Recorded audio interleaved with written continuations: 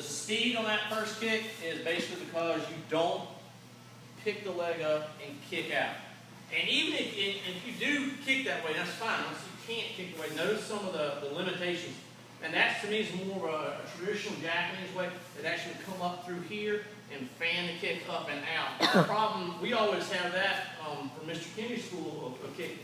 And when I did Taekwondo as well, as it's tilting up, John can rush me, all right, and he can jam my kick. I always was taught Mr. Kenny to bring it up heel first like a football player, you know, like you're sitting here. Heisman. And if your foot's right here, then if he tries to jam me, I can still kick him. With that particular way of doing it, we used to have one of the guys, he'd show us, he'd stand right next to the guy, side by side. He'd pick his foot up here and kick us in the ribs. And he'd say, I see, how close can I be and still kick it? He'd stand right here next to us. He'd put his hand on us, just here, bam, and he'd kick us in the ribs. It wasn't a lot. Actually, he could still kick pretty well. Well, the whole point was, now when I stand about this far from you, I'm going to nail you with that heel, and it's going to do some damage. And I'm even further, even better with it.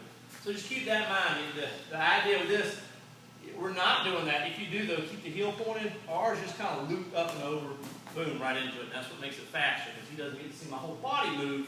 He gets to see just me move, just my leg rather.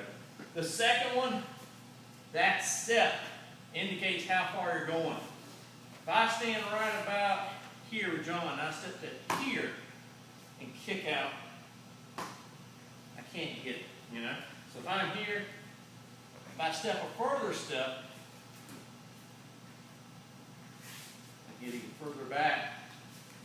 The bigger step, so when you're trying to calculate what to do with that initial step, realize if John's there, again, I can't think of a whole lot of times you're fighting somebody unless you just want to haul off. I hit him, he staggers back, starts losing his balance, you know. I remember Sean Shirt BJ Penn fight. I mean, he hit the guy, he goes down, and BJ Penn just does that lunging, boom, knee, you know, right into him. That was from several feet away. Close, that's almost, 4 to 6 feet away. Same thing here. You may have a guy stumbles, he starts going and trips. He's right here. That says, please, just destroy my ribs. And so from right there, you want to step into it, and that right there, that big step will drive you forward, cover that distance. If you take small steps, you won't cover as much. Sometimes, if you want to do the stepping, the kick, and he's close, you don't want to step as much to be able to hit him. And of course, last one is spins. Be cautious. A lot of times, I'm trying to spin like a top as I kick. And we'll lean. So now we're spinning like this. But then we're pulling our kick back.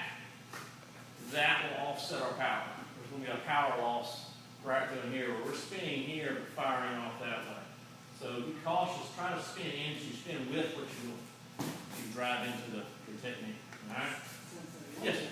I don't know where I got this from, but I was always told, I know it helps me when I do it because I do it wrong. It helps me to get it. So if the head's the first thing to go, you find your target, then come back. It is. Well, man, but that's 100% right too. You have to get your head around. Tons of reasons. One is because it helps if you stop your head turning, the rest of your spine can only rotate so much. Like you're in a cast or something. So your kicking can be very difficult. Get your head around, the rest of your body can now turn some more. It makes the spinning easier. Also, just common sense of you need to know who you're kicking and what you're kicking. If I'm seeing John and you can bring his shields up high. I'm getting ready to go up high. I'm getting ready to go and kick for the head level, and as I whip my head around, it drops to his stomach. I got a split second to recalculate that strike that was going to his head and instead go to his body. And it doesn't seem like you can do that, but you can. It's no different than hitting hand shields when people start moving them around. As you see it, you hit it and you fire off. So yeah, you want to get your head around. And if you can't see what you're hitting when you go to throw, your head's not there. Also too, think about it, maybe it's not what you're hitting. Maybe it's the fact that I go to spin around for Billy. If I'm waiting to get my head around, what's to say he's not already either move or punch me, slap in the back of the head as I go to turn. So from a self-defense perspective, we do that too, get the head in there. The last thing I want us to cover, we're actually already into it, so I'm going to do this in a couple minutes. And if you're not rolling tonight, with our no-gi jiu-jitsu, if you're not rolling tonight, or if you're not fighting, remember if you're fighting, I need a cup, shin, gloves, or mouthpiece, headgear. So you can borrow it, but I'm not providing you a cup or a mouthpiece. So I don't put those laying around. So, but one little thing, if you don't want to do either the no-gi rolling, you don't want to fight